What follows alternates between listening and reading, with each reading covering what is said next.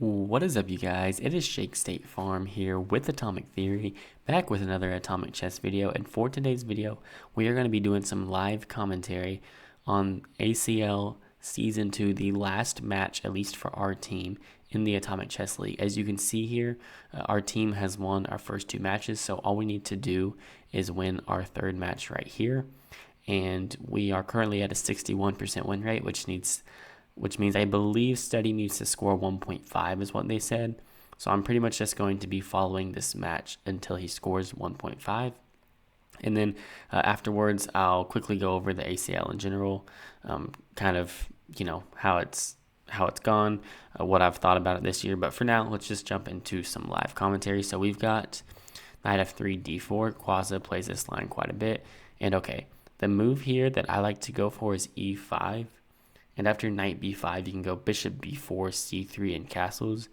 It's tempting to play something like bishop g4, but I believe this doesn't work. Okay, and he goes for a6, which is a bit slow. It seems like if you wanted to do this, maybe you could have gone knight a6 instead. a6 is pretty slow here. I don't love this move. Really stopping any queen b6 and queen a5 ideas as well. With this bishop hitting a6, so it's just a bit too passive, I think, and he's clearly out of book by this point. But hopefully, if Quasi ends up spamming this line, Steady can maybe find something else here. I mean, I don't think this is completely losing, but yeah.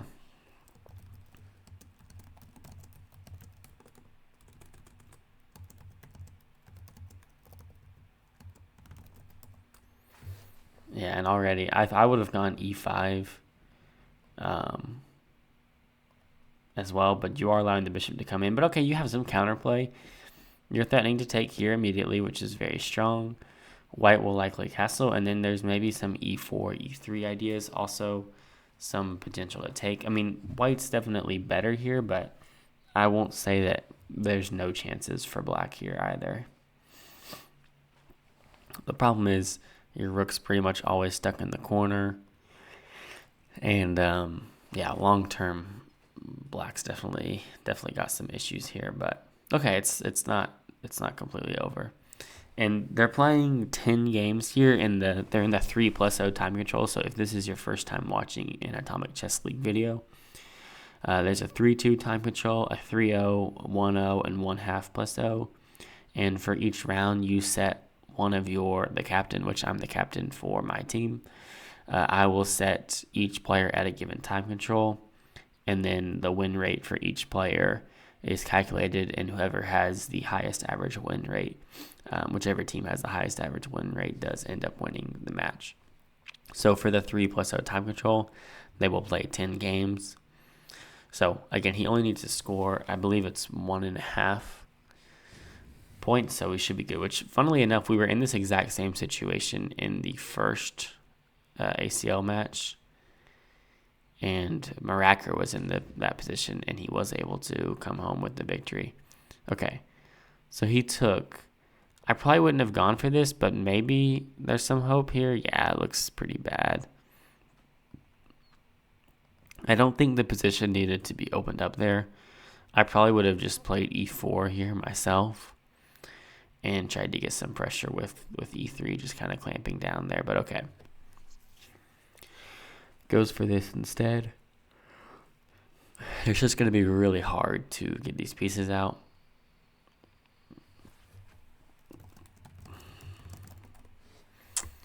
And, okay, yeah, f5. Actually, f5, maybe you can't take f5 because there's rook f6, but here you got to play something like knight d7, and he does. Got to somehow find a way to get these pieces out here. But already it's just not looking great. I mean, the one nice thing is that there's two open files, and the bishop is kind of able to guard both. But I wouldn't even be surprised if we eventually see like a rook sack, like rook d1, bishop d2, and rook takes. Just because this knight here, it's really impossible for black to ever get their rooks out. So, and yeah, already it's looking like it's over because Yeah, just knight d8, or that works as well. Actually, I mean, it's still game over after knight d8, b6, bishop d7, but he's made it a bit more complicated on himself than he had to. Oh, wait, he can't even do knight d8 because there's rook takes e8. So really, he should have just gone knight d8 here. It was mate in 2 if he played knight d8, but he actually screwed up. And now he's down to 10 seconds. Oh my gosh, bishop d2? Wait a second. Yeah, this knight's putting in a whole lot of work. Oh my gosh, is Quasi going to fumble the bag? Okay, bishop d7's a big threat here. The question is, what do you even do about it? I mean, you could even go knight e4. I like that, just Quasi's low on time. Now you got to go knight e4 and get this knight in. You have to play knight e4 here. I don't know why you wouldn't play it. Yes, okay. I know he was worried about knight d6, but you could have just gone king d7. Oh my gosh, and Study gets the win. Oh, that was so undeserved. I mean, well played. Way to fight back there, but Quasi did miss a mate in 2 there, I do believe. I guess I just want to check it and make sure before I go around saying that. I believe Quasi had a mate in 2 there. Yeah, I think knight d8 was just mate in 2. Because you can't push this c-pawn. Yep, knight d8. Oh my gosh, dude, that's insane. All right, hopping into this game. We've got classic knight h3, knight c3 spam, and goes for this line. Okay, but this tends to be, I don't know why Study's thinking so much here. If he's playing this line, he should know it pretty well, which I think he does. But this should all be booked for him because this line is pretty much like forced from the black side. So it's not like you get to a certain number of moves and then you're like, after bishop c4, like d5 is the only move. But yeah, I know this is all booked for sure. I mean, there's other ways to play. Like you can play h3 here. You can play c3 here. I know there's other ways to play, but if he's going into this line, I'm just surprised that he seems to be already out of book. But regardless, it looks like he's got a good position here. Knight f7 and knight e6 are both good moves. The reason why I like knight f7, yes, you're allowing black to castle, but you're stopping queen h5 because there would be knight h6, and now you can just take here. And I guess you probably have to start with b4, actually, so never mind. But yeah, now, okay, it's a bit tricky, actually.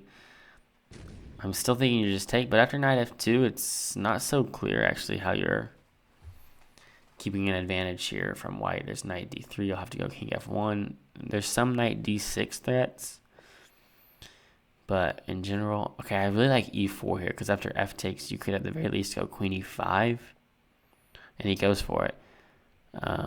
Well, actually, no, there's no f takes, it would explode the knight, but you're threatening to do something like this and just open up the queen. Yeah, and that's a strong move. But now there's knight d6, and you could even take this rook. Really like knight d6. Also, rook. I was literally going to say rook g1 is a solid move as well. Oof. Oh my gosh, queen e5. Yeah. All right, and that's going to do it, guys. That's going to... Oh. Study and I are the same, bro. I literally thought queen e5 was winning. Oh my gosh. If he had just taken another second, like d5 there is pretty good. Okay, I'm so embarrassed. I thought the match was completely over. I mean, still knight d6 is really strong. I still think that the match should be over just because I don't think Study is losing this game. If b6, you have knight c8. Oh my gosh, he missed knight c8. Knight c8 was so strong. I know he was worried about bishop takes here, but knight c8 is just so strong. There's literally no way out of it for black. If you take, then you move the rook. Knight c8 was just such a good move there, but okay. And now black has a little bit of counterplay, sadly. Knight c8 was just so crushing there. This is actually not so simple. Okay, I actually like this move, h4. The idea is, it's kind of a waiting move anyway. Okay, maybe takes here, but it's kind of giving the king some breathing room as well. Like after king g2, if bishop f1, it would be mate. Okay, wow, I thought his idea was just king g2 to 24, rook takes g6.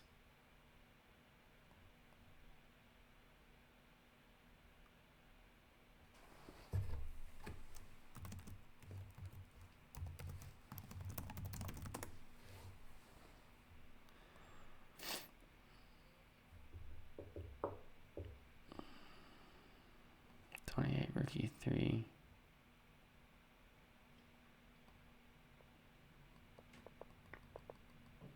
All right, it looks like Study's got it locked up. Yeah, but this h4 move was actually pretty nice. I mean, it was kind of a waiting move because he likes his knight here, but it was really nice because after something like, if he ever has to go king g2, bishop f1, he can hide on h2 without the threat of this being taken. So, all right, and Study gets the win. And so with that, it looks like the Hyper Addicts are the Season 2 Atomic Chess League champions. I'm kind of wanting to get some confirmation from Haaland if that's the case, but I believe that he's not currently spectating here, so I don't.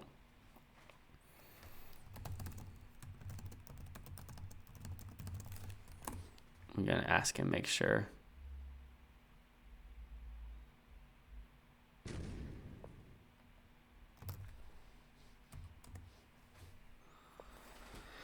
But okay, so looking back, just doing a little bit of a recap in round 1, we had a crazy match against Team Death where we started off with RK Roundit was actually in the hospital and was able to go toe-to-toe with Maxwell Silva Hammer.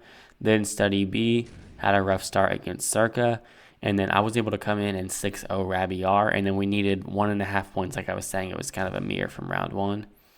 I needed 1.5 points, or Maracker, sorry, I needed 1.5 points against Nitro, and in like the second to last game, he was down like 5-1, and then he was able to get a win in a crazy time scramble. So we could have lost that match easily. That was our closest match.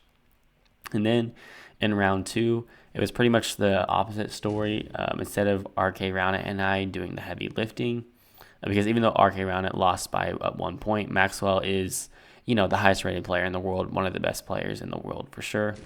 But in this one, RK and I took a back seat, and Study and Maracker were able to carry. Obviously, Maracker had the huge win against Aranor, but then also Study was able to draw against their best player, JBT, who's roughly 2,400, 2,450. And so those two matches pretty much carried RK and I to the victory there. And then in this most recent match, we started off with just an absolute monster from RK Roundit. And then Maracker followed it up with a tie against their second best player in Rechester, a guy that just made it into the top 8 of the chess.com championship, has been on a complete roll. Maracker was able to go 10-10 against him, and then I was able to go 3.5 out of 8 against Natso, which is a very respectable result against the 2-time world champion. And so then at that point, because of RK's huge win, and then Maracker and I were able to split against their best 2 players, more or less. We just needed Study to score 1.5 points against Quaza, and he was able to do it. So, it looks like I haven't gotten confirmation from Haaland himself, but it looks like the Hyper Addicts have won the Atomic Chess League Season 2. And this has been a really fun one. I've enjoyed prepping this season. I will say, the group chat that we have on Discord has been going crazy. So shout out to everyone on the team. Shout out Study B, Maracker, and RK Roundit for their dedication. Really, I've been busy, and I haven't been able to. I've been prepping my own matches, except for in round 1. It was kind of a team that we knew was going to spam 2 knights, so we did some team prep against them. But for the most part, after that, RK Roundit, I will say he's been the one that's kind of been helping Study B and Maracker, playing a bunch of practice games, doing a lot of prep. I mean, I've been doing some practice games as well, for sure, especially with RK Roundit. But he's kind of taken the lead on that. I've just been busy, and normally they'll be talking in there when I'm not able to play or study or whatever. So, but it's been going crazy. The vibes have been great all year. Everyone's been super committed to it. Nobody on my team has had to forfeit a match or had to not show up for a match, even though there was some crazy stuff with Maracker, some crazy stuff with RK Rounded that happened throughout the season. But yeah, I'm super stoked to say that we were able to be the Season 2 champions, and was super happy with my team this year. And yeah, I will say, like, during the draft, I was getting a little bit of pushback on one of my picks. I won't say who it was. It actually wasn't a person that ended up being on my team at the end of it because they never responded to me. But I kind of felt like going into it, I felt like Natso's team was the strongest. I felt like Team Death and I were pretty close between 2 and 3, and then I felt like JBT was the worst team. But as we see, what was so funny is that the JBT team had a huge upset against Natso in the 2200s, getting a massive 60% average win rate against them. So that kind of flipped the whole season on its head. It looks like we were also able to beat Natso in the 2200, so it didn't end up mattering. But after this match, I was like, it made me kind of rethink where all the teams really stood. But yeah, also as we're talking about this, study is just still... oh my gosh, we're not going to talk about that. The study is just still just dominating against Quaza. This is crazy. So I won't end up... This is kind of my recap video. I won't make a video about... Oh, no, they canceled it. Is this just going to forfeit? Quaza may just be forfeiting the match here. That's too bad. Quaza's been going through quite a bit lately. But yeah, regardless, we may not see the end of this match, so you may not see how well Study B ends up actually doing. But regardless, he did enough for us to win the tournament. And so congratulations to us. Thank you, Howland, for running the tournament once again. I know a lot of work goes into it, especially in the challenger section where it seems like the Orca team is going to probably take home the victory there. But regardless, that's going to do it for today's video. Just wanted to make a quick video recapping the ACL and just kind of doing a live reaction and analysis to the final match of the season, at least for our team. Yep, thank you guys all for watching. Thank you for all the support, and I will see you all in the next one. Peace out.